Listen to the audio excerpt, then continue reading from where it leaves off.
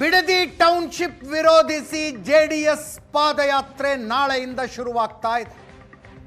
3 ದಿನ, ಒಂದು ದಿನಕ್ಕೆ 10-12 ಕಿಲೋಮೀಟರ್ ಪಾದಯಾತ್ರೆ ಹೋಗುತ್ತೆ. ಒಟ್ಟು 38 ಕಿಲೋಮೀಟರ್. ಬಿಡದಿಯಿಂದ ಫ್ರೀಡಂ ಪಾರ್ಕ್ ತನಕ.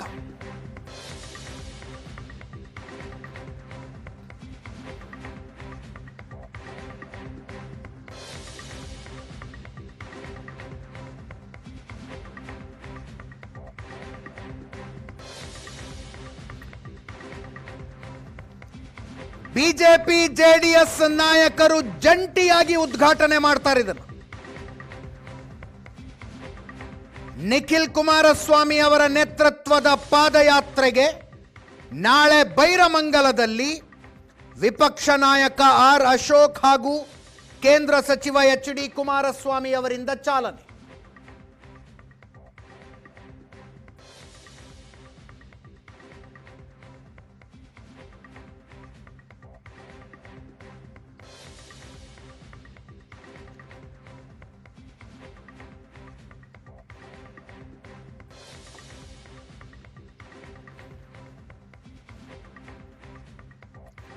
ಬಿಜೆಪಿ ಜೆಡಿಎಸ್ ನಾಯಕರ ಸಮನ್ವಯ ಸಭೆಯೂ ನಡೆಯಿತು.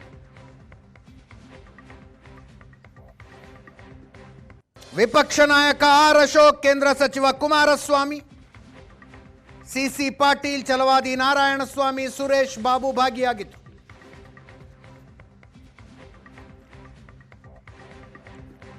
ಜೆಡಿಎಸ್ನ ಪಾದಯಾತ್ರೆಯನ್ನ ಬೆಂಬಲಿಸುವ ನಿರ್ಧಾರ ಬಿಜೆಪಿಯಿಂದ.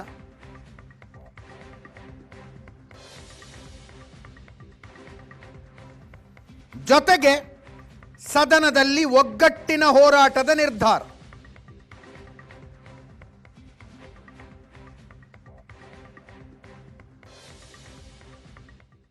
ಬೆಳಗ್ಗೆ ಬಹುಶಃ 11 ಗಂಟೆಗೆ ಪ್ರಾರಂಭ ಆಗ್ಬೋದು.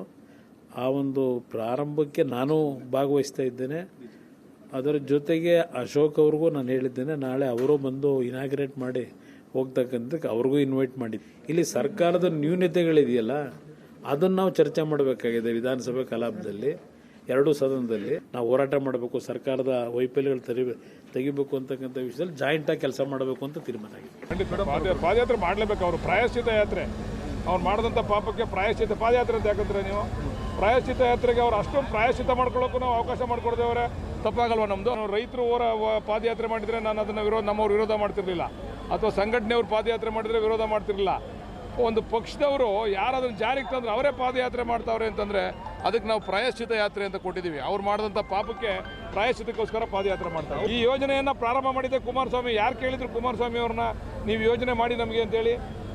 ಯಡಿಯೂರಪ್ಪನವರು ಕುಮಾರಸ್ವಾಮಿ ಅವರ ಸಮ್ಮಿಶ್ರ ಸರ್ಕಾರದಲ್ಲಿ ಇವತ್ತು ನಾನು ಮತ್ತು ಕುಮಾರಸ್ವಾಮಿಯವರು, ನಮ್ಮ ನಾರಾಯಣ ಸ್ವಾಮಿಯವರು, ನಮ್ಮ ರವಿಕುಮಾರ್ ಮತ್ತು JDSನ ಪ್ರಮುಖರು ನಾವೆಲ್ಲ ಒಟ್ಟಿಗೆ ಸೇರಿ ಬಿಡದಿ ಅಕ್ವಿಜೇಷನ್ಗೆ ಸಂಬಂಧಪಟ್ಟಂತೆ ಬಿಡದಿ ರಿಯಲ್ ಎಸ್ಟೇಟ್ ಮಾಡ್ತಾ ಇರುವಂಥ ಕಾಂಗ್ರೆಸ್ ಸರ್ಕಾರದ ವಿರುದ್ಧ ಒಟ್ಟಿಗೆ ಹೋರಾಟ ಮಾಡುವಂಥ, ಜೊತೆಯಲ್ಲಿ ಹೋರಾಟ ಮಾಡುವಂಥ ತೀರ್ಮಾನವನ್ನು ಇವತ್ತು ಮಾಡಿದಿರಿ.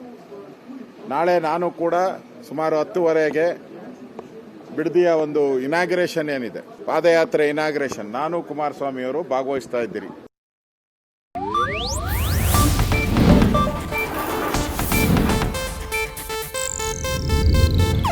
ಇದು ಏಷ್ಯಾನೆಟ್ ನ್ಯೂಸ್ ನೆಟ್ವರ್ಕ್ ಪ್ರಸ್ತುತಿ.